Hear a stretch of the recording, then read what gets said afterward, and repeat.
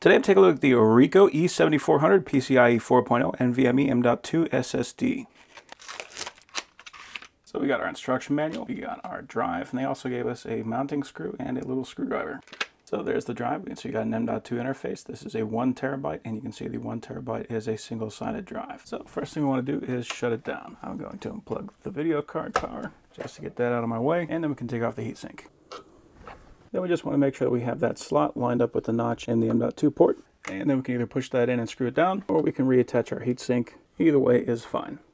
Since I got the heatsink, I'm just going to use that. Since I unplugged the video card, I'm going to plug that back in, then we can turn it back on and restart the computer.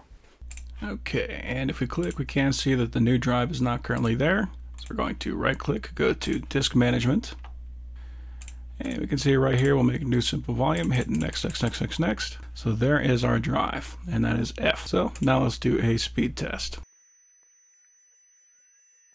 Okay, so for sequential 1x8 process 1 thread, we got 3158 on the read and 3068 on the write. For the sequential 1x1 process 1 thread, we got 2323, 2319. For the random 4K 32 process 1 thread, we got 768 and 323. And worst case scenario, random 4K 1 process 1 thread, we got 63 and 156. It is worth keeping in mind that I put this in a PCIe 3 port. If I put this in a PCIe 4 or a PCIe 5, then I could expect to get numbers that are even better than this. So for this motherboard, this is an excellent drive.